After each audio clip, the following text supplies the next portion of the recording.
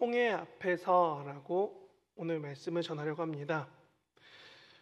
네, 우리가 이 성경책을 특히나 구약을 처음부터 5권, 창세기, 출애굽기, 레위기, 민수기, 신명기를 누가 썼다고 하냐면 우리는 모세가 썼다고 하고, 그래서 우리는 모세오경이라고 합니다.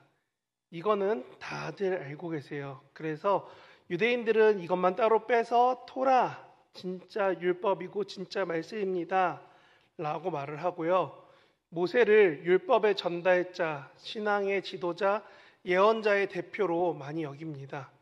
우리도 신앙생활 속에서 모세 하면 자동으로 위대한 하나님의 사람이란 이미지가 떠오릅니다. 그래서 영화를 보면은 모세는 무언가 하나님이 막 쓰는 도구처럼, 그래서 막 기적도 막 이적도 막 많이 일으키는 그런 사람처럼 보여집니다. 그런데 혹시 성경을 읽으면서 혹시 이런 질문한 적 없으십니까? 신명기를 막 읽다 보니까 어떻게 모세는 자기가 죽을 거를 미리 알고 썼을까? 혹시 생각해 본 적 있으십니까? 창세기의 아담과 하와, 아브라함의 이야기를 모세가 쓴 거를 의심하진 않지만 어떻게 썼을까 한번 생각해 보신 적 있으세요? 모세오경이고 모세가 썼다는 말은 전혀 의심하지 않는데 막상 성경책을 보면은 참 쉽지 않게 보여질 때가 있습니다. 그런데 중요한 거는 그 당시에 히브리어가 지금처럼 잘 돼 있지도 않지만 어디에 기록된지도 모르는 그 모세오경을 우리는 모세가 썼다고 믿는다는 겁니다. 우리가 성경을 하나님의 계시라고, 그래서 쓰여질 수 있었다라고 믿는 게 얼마나 중요한지가 방금 제가 드렸던 질문에 녹아 있습니다. 여기 계신 그 어느 분도 그것을 보면서 의심하지 않잖아요. 모세가 거짓말하는 거야. 안 그러잖아요. 왜 그러냐면 우리 마음 가운데, 신앙 가운데, 믿음 가운데 이것을 말씀으로 받아들이는 믿음이 있다는 겁니다. 그래서 모세를 글을 많이 쓴 사람, 옛날 역사를 쓴 사람이 아니라 하나님의 부르심에 응답해서 한 민족의 역사 가운데 결정적인 방향을 제시한 사람, 그런 사람이 모세야 라고 우리가 믿고 의심하지 않는다는 게 매우 중요한 것입니다. 우리는 모세의 생애 속에서 우리 자신의 신앙 여정을 비춰볼 수 있습니다. 하나님은 모세를 통해 일하셨고, 그를 통해 백성을 구원하셨고, 그의 손을 통해 율법과 예배의 토대를 마련하셨습니다. 그런 모세의 부르심, 시련, 사명, 결단의 순간들이 오늘 맥주감사절을 맞이하는 우리 삶에서 함께 바라볼 때에 우리 삶의 자리에서도 하나님의 부르심 앞에 어떻게 서 있을 것인지 우리 자신을 돌아보게 하는 말씀이 된다는 겁니다. 모세의 인생은 보통 크게 3가지 시기로 나옵니다. 첫 번째는 막 태어나서 고생했을 때 말고 그 이후로 40여 년간 왕자처럼 살았습니다. 왕족으로 훈련받으면서 왕은 아니지만 왕의 후보자들 중에 하나로서 열심히 교육과 삶의 질이 풍부한 그 삶을 살아왔습니다. 그런데 저희가 그 애니메이션을 봤던 것처럼 하필 그 사건이 터지면서 모세는 다음 40년간 아무도 주목하지 않는 광야에서 목자로 살아갑니다. 그 삶이 참 쉽지 않은, 정말 왕자로 살다가 그 모든 걸 다 내려놓고 양과 함께 뒹굴고 있는 그 삶을 40년을 삽니다. 그리고 이제 내 삶은 목자야 하고 있는 고 80세쯤에부터 우리가 아는 출애굽기가 시작이 돼서 모세는 120년을 살고 마지막 40년 때 하나님의 부르심을 받고 신명기 마지막에 그 생을 마쳤다고 말합니다. 그러면 다시 한번 잘 생각해 보면 모세가, 우리가 잘 아는 출애굽기 3장에 나오는 그 모세가 몇 살이냐? 80세입니다. 나이 80에 40년 동안 양치던 사람이 갑자기 하나님을 만난 겁니다.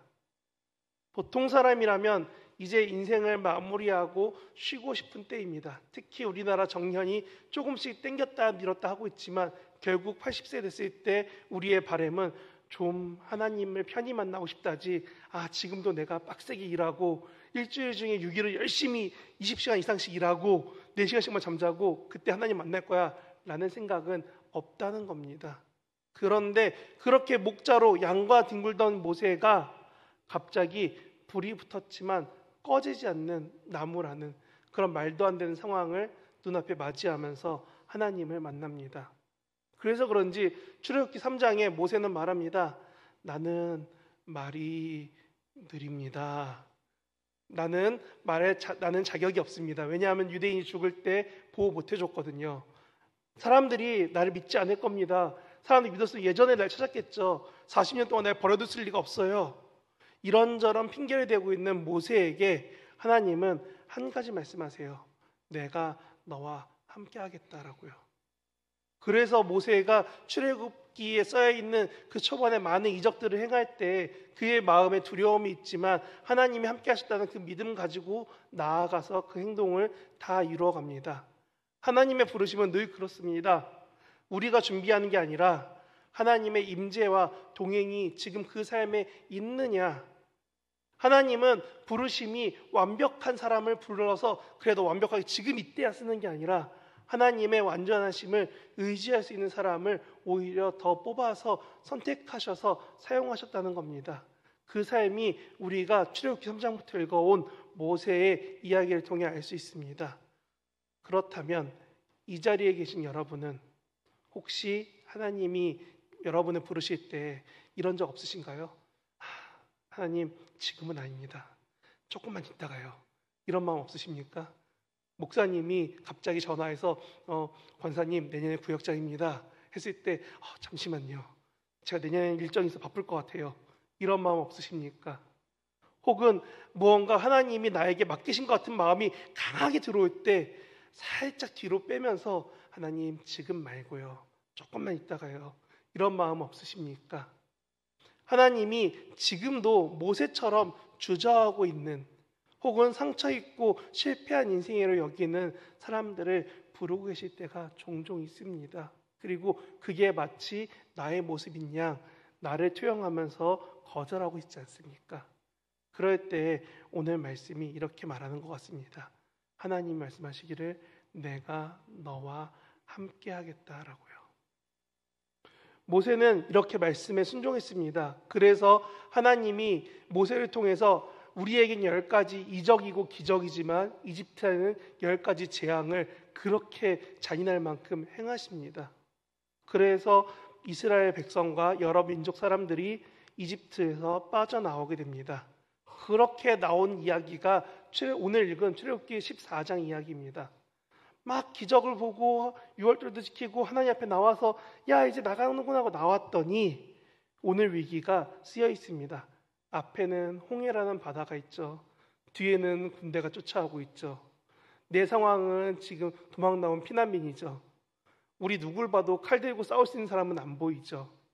그 상황이 꼭 내가 어떻게 할 수 없는 그 어려움과 힘듦의 상황처럼 들려진다는 겁니다. 그래서 출애굽기 14장 11절에 이렇게 말하는 겁니다. 이집트에 묻을 데가 없어서 우리를 광야로 데려와 죽게 하려는 것입니까? 라고요. 마치 그림이 그래 보입니다.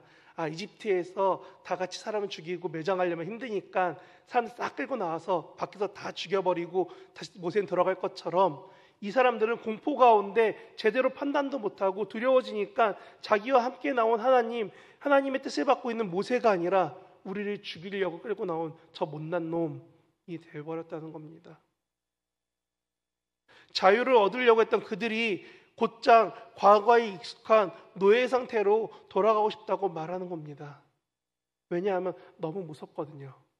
앞은 내가 어떻게 할 수가 없고 뒤에는 곧 내가 죽을 것만 같은 그 상황. 여러분은 이 말씀을 읽으면서 저 나온 사람들이 겁이 많아서 그래 이런 마음이신가요? 혹시 내 마음은 이런 반응과 별반 다른 적이 없은 적은 없으십니까? 우리도 신앙생활 하다가 어려움이 닥치면은 가끔 그런 생각 듭니다. 내가 예전에 정말 잘했는데, 내가 그땐 더 잘했는데, 내가 이런 거 없으면 더 잘할 수 있는데 하면서 예전의 모습으로 혹은 타협하고 싶은 마음으로 혹은 세상이 이렇게 한다니까 나도 이렇게 하고 싶어 라는 마음들이 순간순간 들 때가 있습니다. 하지만 그 순간 모세는 하나님을 신뢰합니다. 그리고 백성들에게 외치는 것이 출애굽기 14장 13절입니다. 출애굽기 14장 13절에 이런 말씀이 쓰여 있습니다. 두려워하지 말라. 가만히 서서 여호와께서 오늘 너희를 위하여 행하시는 구원을 보라라고요. 지금 눈앞에 답이 없습니다. 누가 봐도 힘든 상황이 당연합니다. 그런데 모세가 말하는 게 여호와께서 너희를 위하여 직접 행하실 그 구원을 너네가 바라봐야 된다라는 겁니다. 이것이 믿음의 시선이고 상황을 보면 절망이지만 하나님을 바라볼 때 소망이 된다는 게 출애굽기 14장의 이야기입니다. 눈앞에 바다가 있어도 하나님은 그 말씀 가운데 길을 만드셨습니다. 그래서 그들은 홍해를 마른 땅과 같이 건넜다라고 말합니다. 바다 한가운데 그 해저면을 지나가는데 질퍽질퍽한 게 아니라 마른 땅처럼 말라버린 그 땅을 건너갈 수 있었다. 누가 행하셔서? 하나님이 행하셔서요. 오늘 여러분은 나의 삶에도 이런 홍해와 같은 벽이 있다라는 압박을 느낄 수 있습니다. 질병의 문제 때문에, 경제적인 압박 때문에, 혹은 자녀나 관계의 갈등 때문에 하나님이 우리를 인도하셨다면 이런 어려움은 없어야 될 것 같은데 사실 누구도 이 어려움들 앞에서 쉽게 가지 못합니다. 그래서 그 길 앞에서 우리는 기도해야 됩니다. 하나님께서 책임지실 길입니다. 라고요. 믿음으로 가만히 서서 하나님의 구원을 바라보는 게 우리가 해야 될 당연한 일이라는 게 오늘 출애굽기 14장이 우리에게 말해주는 그것입니다. 그래서 이들이 홍해를 건넜습니다. 정말 불평 많이 하고 건넜는데 이들의 삶은 어떤가요? 출애굽기 14장 이후로 민수기를 지나 신명기까지 나오는 많은 이야기가 우리가 아는 가나안에 들어갈 때까지의 여정입니다. 그런데 그들은 뭐라고 하냐면 물이 없어요. 물을 달라. 배고파요. 고기를 달라. 가나안은 너무 무서워요. 그러니까 못 들어가겠어요. 이런저런 핑계를 대며 계속 모세를 힘들게 합니다. 끊임없는 원망과 반복되는 불신앙이 그들의 삶에서 계속되고 있는 게 우리가 성경책에서 읽어온 유대인의, 아니 정확하게 말하면 애굽에서 나온 이들의 모습입니다.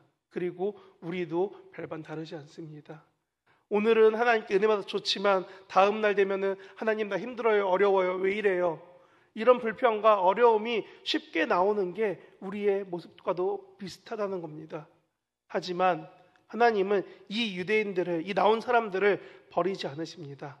그래서 물이 없다고 하면 물을 주고, 배고프다니까 만나와 메추라기 주시고, 그리고 이들이 힘들고 어려울까 봐 낮에는 구름 기둥으로 가려주시고 밤에는 불기둥으로 추울까 봐 따뜻하게 해주십니다. 그렇게 하나님의 보호하심이 계속적으로 유지되니까 하나님의 그 포기하지 않는 사랑 때문에 이들이 조금씩 바뀌고 변화된 이야기가 우리가 읽어온 구약의 이야기들입니다. 백성들은 마음이 수시로 흔들리고 자주 흔들렸지만 하나님은 그 마음이 흔들리지 않으셨습니다. 백성들은 수시로 그 행동이 삐뚤어지고 하나님을 원망했지만 하나님은 계속 사랑해 주셨습니다. 사랑하는 여러분, 오늘 이 맥주 감사 주일은 우리가 잘 살아서 지키는 절기가 아닙니다. 하나님이 우리를 포기하지 않으셨기 때문에 우리가 살아왔고, 그렇기 때문에 하나님 앞에 감사할 수 있는 절기라는 겁니다. 반년 동안 삶을 돌아보십시오. 내가 주님 앞에서 항상 감사합니다 하나님, 이런 모습인가요? 솔직히 우리의 삶이 하루하루 순간순간이 하나님만 바라보겠다라고 결단하지만 그러지 못할 때가 너무나 많습니다. 그럼에도 불구하고 하나님은 여전히 나를, 그리고 여기 계신 우리 성도님들 모두를 붙잡고 계십니다. 그래서 우리가 이 맥주절까지 지내온 것이고, 그 지내온 게 우리가 감사해야 될 이유라는 겁니다. 내가 한 것 때문이 아니라 하나님이 나를 붙잡고 행하셨습니다. 그래서 나는 이렇게 하나님 앞에 감사합니다. 모세가 하나님과 정말 가까이 대했던 사람으로 우리는 잘 알고 있지만 40일 동안 금식하면서 우리가 잘 아는 십계명도 받아봤고 하나님의 뒷모습도 바라봤고 하나님이 그를 가리켜 뭐라고 하냐면 민수기 12장 3절에서 모세는 온유함이 지면 이 땅에 있는 모든 사람보다 더하다. 온유함을 요즘 말로 바꿨더니 새한글 성경에서 이렇게 말합니다. 모세가 겸손한 게, 하나님 앞에서 겸손히 자신을 낮추는 게 세상의 모든 사람보다 더했다라고 말합니다. 얼만큼 잘했으면 하나님이 이 사람을 평가하는 내용이 얘는 참 겸손해라는 거였다는 겁니다. 그런 모세가 사실 성경에서 보면 한 번 실수합니다. 왜냐하면 모세한테 백성들이 너무 불평을 하니까 모세도 감당하지 못해서 하나님이 바위를 가리켜라 했을 때 바위를 쳐버립니다. 그래서 물이 나온 다음에 하나님이 그 감정적으로 반응한 그 행동을 인하여 너는 가나안 땅에 들어가지 못한다라고 합니다. 때로는 그렇습니다. 평생을 신실하게 살아왔는데 한순간 실수로 낙심하거나 좌절할 수 있습니다. 하지만 한 가지 기억해 주십시오. 하나님은 여전히 모세를 사랑하셨고 신명기 마지막에 그 땅을 보여주십니다. 그러면서 모세에게 말씀하십니다. 내가 너와 함께 한다는 것을요. 실수한다고 끝나는 것이 아닙니다. 하나님의 부르심은 절대로 되돌이키는 철회하심이 없습니다. 근데 중요한 것은 그 자리를 끝까지 지키느냐 아니냐입니다. 만약에 모세가 실수해서 하나님께 혼난 다음에 그래 나 때려칠 거야 하고 나갔다면 모세가 가나안 땅을 볼 수 있었을까요? 그리고 그 백성들은 가나안 땅에 갈 수 있었을까요? 우리는 너무나 당연스럽게 모세가 그 자리를 지켜온 것이 당연하다고 말합니다. 하지만 하나님의 부르심은 절대적으로 후회하심이 없기 때문에 우리가 그 자리를 지켜가게 하시고 그 자리에 지켜갔기 때문에 모세가 가나안 땅을 본 것처럼 우리에게 하나님의 행하심을 볼 수 있도록 행하시는 겁니다. 홍해의 사건을 다시 말씀드립니다. 하나님이 너희를 위하여 행하실 구원을 너희가 바라보라. 그러면 우리는 어떻게 이 끝까지 지켜가면서 살아가야 되는가? 히브리서 11장에 보면은 이런 말씀이 있습니다. 믿음장에 모세에 대해서 이렇게 말합니다. 믿음으로 모세는 어른이 되었을 때 사람들이 자기를 바로 공주의 아들, 파라오의 딸의 아들이라고 말하는 것을 받아들이지 않았습니다. 라고 히브리서 11장에 말합니다. 우리가 성인이 되어 신앙을 고백하고 살아가는 것을 입교라고 하는 것처럼 지금 모세가 히브리서 11장에 뭐라고 하냐면 그는 파라오의 딸의 아들, 즉 왕족으로 사는 것을 거절했습니다. 라고 말합니다. 이는 그가 왕궁의 특권을 거절하고 고난받는 하나님의 백성과 함께하는 길을 택하고 살아갔다고 말하는 겁니다. 이것은 정말 어려운 결정입니다. 신앙은 종종 내게 내려놓는 용기를 원합니다. 그래서 모 박사님 쓰셨죠. 내려놓음, 더 내려놓음. 네, 성경책 내려놓는 거 아닙니다. 근심 내려놓는 게 아니라 내가 가진 것을 내려놓을 수 있느냐라는 가장 중요한 질문이 그 문장에 담겨 있는 겁니다. 가진 것을 내려놓고 편한 것을 포기하고 이해받지 못할 선택을 해야 하는 아까 홍해와 같은 그런 어려운 길 앞에 갈 수밖에 없는 그 삶에서도 하나님이 행하시겠지 하는 것, 그러나 그 길 끝에 하나님이 일하시는 자리가 있음을 믿는 것, 그리고 그 길을 우리 주 예수님께서 먼저 가셨다는 것, 이것을 믿는 것이, 살아가는 것이 우리의 믿음이고 신앙입니다. 예수님은 하나님의 아들이시면서 십자가의 고통과 수치를 당하셔서 죽으셨습니다. 왜 그렇죠? 우리를 구원하시기 위해서입니다. 신이 그 모든 권위를 내려놓고 인간이 되셔서 인간을 위해 죽으신 이야기가 우리가 믿는 복음이라는 겁니다. 그리고 그 길이 오늘 우리에게 이어졌습니다. 우리도 믿음으로 고백해야 됩니다. 나는 세상의 아들이 아니라 하나님의 자녀입니다. 나는 사람의 칭찬보다 하나님의 부르심을 따르겠습니다. 나는 나의 뜻이 아니라 하나님의 뜻을 따라 살아가겠습니다. 내가 잊어버리기 때문에, 쉽게 떠나기 때문에 이 고백을 수시로 계속 읊어가며 고백하며 살아가야 되는 겁니다. 살아가는 여러분, 혹시 지금 모세처럼 소명의 자리 앞에서 혹시 주저하는 마음은 있지 않습니까? 특히나 이번에 피택되셔서 준비하셔야 되는 분들, 어쩌면 목사님 말씀하셨던 암송부터 여러 가지 쉽지 않을 수 있습니다. 그런 내 마음이 두려움은 있지 않습니까? 홍해 앞에 선 백성처럼 앞뒤가 막혀서 불안함과 절망 속에서 혹시나 하나님께 기도조차 잘 안 나오는 삶이 있지는 않습니까? 아니면 오래 신앙생활을 했지만 한순간의 실수로 낙심하여서 나 더 이상 하나님 안 믿을래라는 그런 불편한 마음으로 살고 있지는 않습니까? 그렇다면 오늘 이 맥주감사주의를 통해 다시금 모세를 부르신 것처럼 우리를 부르신 하나님 앞에 서시기 바랍니다. 모세처럼 두렵고 약하고 나이 많고 나 못하겠어야 하는 그 모세도 불러 사용하셨는데 하물며 지금 오늘의 나를 하나님이 못 쓰실까요? 다시 부르신 앞에 서서 내가 너와 함께 하겠다라는 그 음성 듣고 일어날 수 있기 바랍니다. 하나님은 실수한 모세도 불평하는 백성도 그리고 어떻게 보면 믿음 없어 보이는 우리도 끝까지 인내하며 부르십니다. 그리고 그 부르심에 순종하는 자를 통해서 역사하십니다. 이제 남은 한 해 모세처럼 믿음으로 걸어가겠다라고 결단하며 홍해 앞에서도 두려워하지 않고 광야 가운데서도 하나님을 신뢰하며 주어진 사명을 포기하지 않고 끝까지 감당하는 믿음의 사람들 되시기를 주님의 이름으로 축복합니다.